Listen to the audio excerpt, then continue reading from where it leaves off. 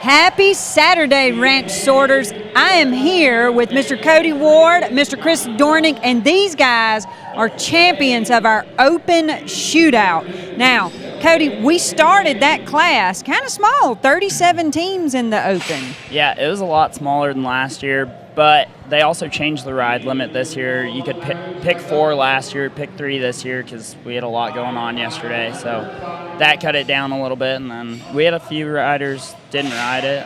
So it was a little smaller, but still really, really good paying class. It was a very good paying class. So, Kris, we did 37, and then we went to 30%. So that second go was 12, I believe. Correct. And so when you and Kody go in, I mean, I'm looking at the numbers on the sheet. Guys, they finished with 24 head total, so it's like an 8-cow average. And that second go sometimes is where it gets really tough. Can you tell us about it? Yeah, we just rode into the second go, and we were second out. We just took what we could get. We got a decent lay and sent it, got 10 head. I think we might have been the only 10 head in the second go, so that set us up looking really good for the third. I think, were you guys the only 10 head in the class, maybe? No, there were 7 10-headers in the first round, okay. And in the first round we only had 9. We played it. I mean, for our normal riding style, I made Kris be pretty safe about everything. No doubles, and we just made it go slow. So we only got 9 in the first round, but yeah, there were 7 10-headers in the first round. We're gonna have to jump, since Kody said that he made Kris play it pretty safe. We're just gonna have to jump on into that third go, Kody, and talk about how safe Kris was. So only 6 teams made it back. We could have had 10, but 6 make it back. You guys drew up 5th. Kody's doing all the sorting. Kris is in the gate. Kris, right at the end of the run, you decide to do what? I saw an opportunity. It was a great opportunity, I thought. Turns out I wasn't right. But, you know, that's why you have Kody in the gate. That's right. Kody, what were you thinking right there? Well, I was thinking when I was pushing the cow out before, I was like, we have to be getting short on time. And I was like, I've already got this cow all the way up to the gate, so I ran it all the way through the gate to make sure we got it. And I'm like, I look up at the clock, we're at 57. I'm like, oh, we're almost done. And everyone starts screaming, and I snap around, and all of a sudden there's 5 cows standing in front of me. No, he's not Kris exaggerating, y'all. in the middle of them. And I was like, oh, gosh, better turn these. But it was all right. We got them turned. So it was all right. These guys ended up with 24 head. Now, there was only one other clean time. Chris Sullivan and Charlie Richardson had a 21 on 3. But these guys won $11,250. Now, I heard a funny story about Tommy Robertson asking everybody, I think he had done some math, and he had figured up all the shootout classes. If all of y'all just said, we're not going to ride, we'll just divvy up the money right now. Did you hear that story? I hadn't heard that. He had figured out that everybody would get like $6,000 each.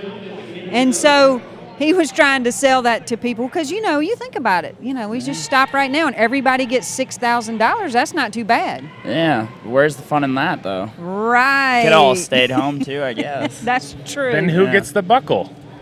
Oh, good questions, Kris. We have to have all these rules lined out, right? Yeah.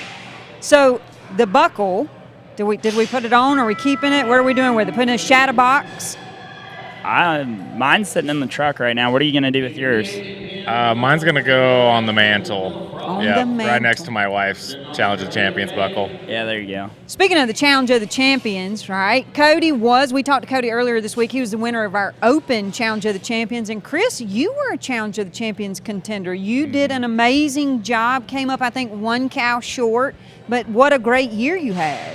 Yeah, it's been a great year. We've got the opportunity to travel around a lot and just ride with a lot of different people at a lot of different shows and get introduced to a lot and a lot of good influences on our riding abilities and everything. It's been a lot of fun. Yeah, and Kris, I have your name circled over here for the number 13. So Kris wins the Open with Kody, and you were with Andrew Zito in the number 13 class. All right, what place did you end up there? We ended up 7th. We were first out on the herd. 5 cow didn't really want to play very nice, and we wanted to make sure that we kept the time because we came in with not a lot of cows compared to some of them, so we just wanted to make sure that we stayed up and got paid good. Yeah, and speaking of cows, so right there, we were kind of talking about this last night. The cows, there were some mixed reviews on the cows, Kody, and how people felt about them. And I said, well, this particular class, Yeah. I mean, he was talking about he comes in on the bottom. We came in with 26 head. That was the bottom. So we had 26s, 28s, 29s. We had a 30 header going back. So what about the cows? They were obviously tough for you guys. Yeah, they were. I mean, they're tricky. They've been tricky all week. They were honestly really pretty even, though, throughout. Like, you'd have a couple of really tough cows in each herd. There was one herd in the open shootout that was a little uneven. I think we ran 6 teams on it and had 4 10s. So that herd was a little soft. But honestly, that was the only herd I'd seen like that the whole day. So they've been tricky. It has not been a horse race, that's for sure. So.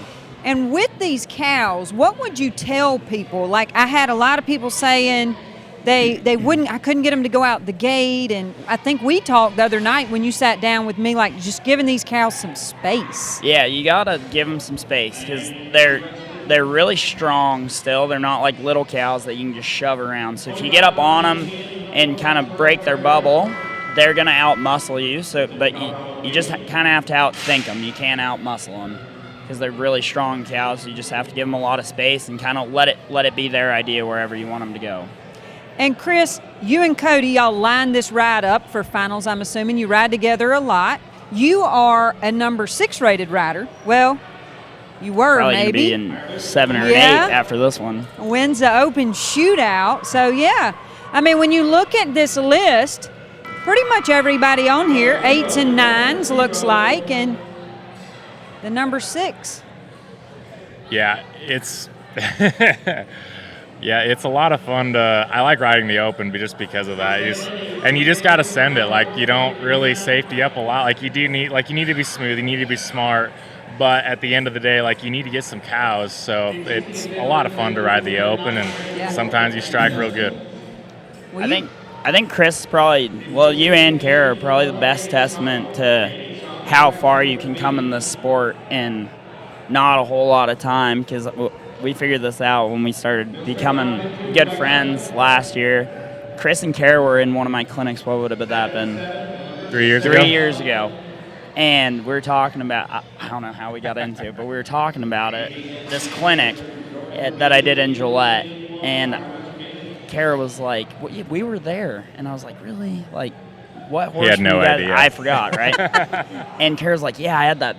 Wasn't it like Blue Round that was like biting? Yeah, horses. I immediately remembered that horse. Oh yeah. But that was 3 years ago. You guys were green ones on, not the best trail horses. Kind of trail horses. That's pretty fast. Yeah, and 3 years ago, from a 1 to a 6, most likely a 7 now, I would say. Yeah, Kara's a 4, and I had a really good talk with her. She's all about setting those goals, right? Oh yeah, everything in her life is about setting goals, and this was one of her goals. So she's so excited. She did, and she gave you a nice little shout out and said how supportive you always were. Yeah, he's a really good loper. Not a very good groom or stall help, but he's a pretty good loper, and he drives truck good. So get the horse warmed up. Yeah. Well, that's what you do. Yeah. Guys, I really enjoyed talking to you. Are you riding anything? We did the 12-3 today. We're done. Bareback. No, you're out. I've retired from the bareback, I think, at least for this year. We were supposed to ride that together, but he's scared. Yeah, something like that. I'm a little sore. Like it's been a long week, so I'm gonna try and. It has. He's getting kind of old, Kris. You know, bones starting to hurt a little bit. I'm gonna be 23 here soon. I'm getting kind of old and crippled. Yeah, so. I got 10 years on you, bud. Yeah, well. Are you gonna ride the bareback? Oh yeah. Oh, maybe we'll see you again. He can't even fall off. He just stands up, and the horse can walk out from under him. As long as you don't try to stop any cows on foot, you're going to be good. And then you can just throw your leg back up over your horse. Yeah, I did that last year. I fell off, got back on, finished the round. It's fine. There you go, guys. Make sure you watch tonight. We got finals coming up. We're thinking start time for finals is going to be 4 o'clock. And so this bareback class, maybe we'll see Kris, and hopefully he won't fall off this time, right? Yeah. Guys, I really enjoyed it. Awesome job. 11,000 plus right there. Yeah. Not too shabby. Not too Yeah. shabby For at all. 37 teams. Yes, ma'am. Yep. Yeah. Awesome. We'll be back later, guys.